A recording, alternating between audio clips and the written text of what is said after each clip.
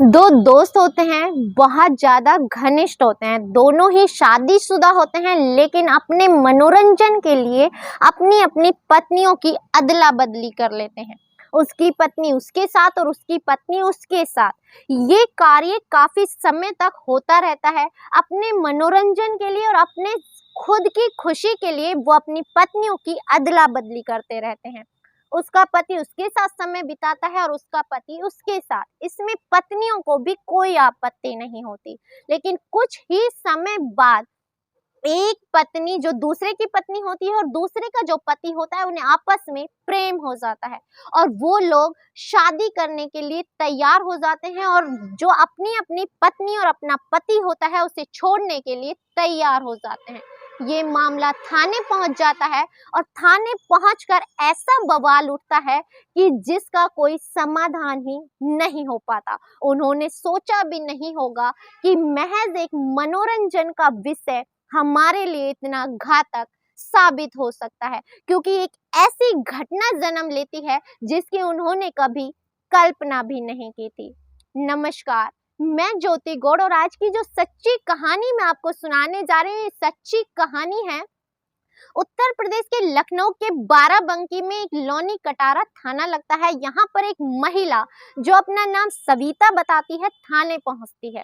थाने पहुंचकर वो कहती है कि साहब, मेरे पति ने मेरे होते हुए दूसरा विवाह कर लिया और दूसरा विवाह करने के बाद अब वो मुझे जोर दे रहा है कि जिसकी पत्नी से उसने विवाह किया है मैं उसके पति के साथ रहूं, ताकि उसका जो कार्य है वो पूरा हो जाए। जो थानेदार हैं वो समझ नहीं पाते कि आखिर ये कहना क्या चाह रही है। वो अपनी बातें बताती है कि उसके पत्नी ने उसके दोस्त की बीवी से विवाह कर लिया और उसका पति चाहता है कि मैं उसके ही दोस्त के साथ उसकी पत्नी बनकर रहूं। दरअसल थानेदार को या जो इंस्पेक्टर होते हैं उन्हें ये बात समझ ही नहीं आती, तो वो उससे उसके पति का नाम पूछते हैं। तो वो बताती है कि मेरे पति का नाम अनूप है और जिसके साथ वो मुझे रहने के लिए मजबूर कर रहे हैं उस व्यक्ति का नाम पप्पू है। उन दोनों को भी थाने बुला लिया जाता है। थाने बुलाने के बाद अब पूरा मामला समझने की कोशिश की जाती है तो मामला और भी उलझ जाता है। दरअसल जो अनूप है, इन्होंने कुछ ही समय पहले एक रिपोर्ट दर्ज कराई थी जिसमें वो बताते हैं कि उनकी पत्नी सविता कहीं चली गई है, वो मिल नहीं रही है। और वहीं पर अब कुछ समय बाद लोनी कटारा में सविता ही आकर के रिपोर्ट दर्ज कराती है कि उसके पति अनूप ने दूसरा विवाह कर लिया है और वो उसके दोस्त के साथ रहने के लिए उससे मजबूर कर रहा है। पुलिस वाले इस पूरे वाक्य को समझ नहीं पाते, तब पूरी कहानी शुरू से सुनने की कोशिश की जाती है। तो बता दें कि जो अनूप और पप्पू हैं वो दोनों बहुत ही अच्छे दोस्त होते हैं और अहमदाबाद में रहकर कार्य किया करते थे। जो अनूप है, इसका विवाह 7 वर्ष पहले सविता नामक एक महिला से हो चुका है, लेकिन महिला अपने गांव में ही यानी जो इसका घर है वहीं पर रहती है और ये अहमदाबाद में रहता है। लेकिन अभी 2 वर्षों पहले जो इसका दोस्त पप्पू है उसका भी विवाह राधिका नामक एक लड़की से हो जाता है। अब दोनों सोचते हैं कि हम दोनों यहाँ पर अकेले रहते हैं, दोनों विवाहित हैं, क्यों ना अपनी अपनी पत्नियों को भी यहाँ पर ले आया जाए। वो अपनी अपनी पत्नियों के साथ वहां पर रहना शुरू कर देते हैं।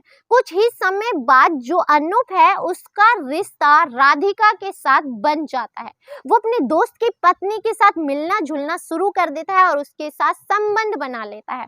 कुछ समय बाद ही पप्पू को ये बात पता चल जाती है, लेकिन वो उसे समझाता है कि तुम गुस्सा नहीं करो, तुम अगर गुस्सा करोगे तो हम दोनों जिगरी दोस्त हैं। तुम ऐसा करो, मेरी पत्नी सविता भी बेहद खूबसूरत है, बेहद सुंदर है, कोई कमी नहीं है, तुम उसके साथ समय बिता लिया करो।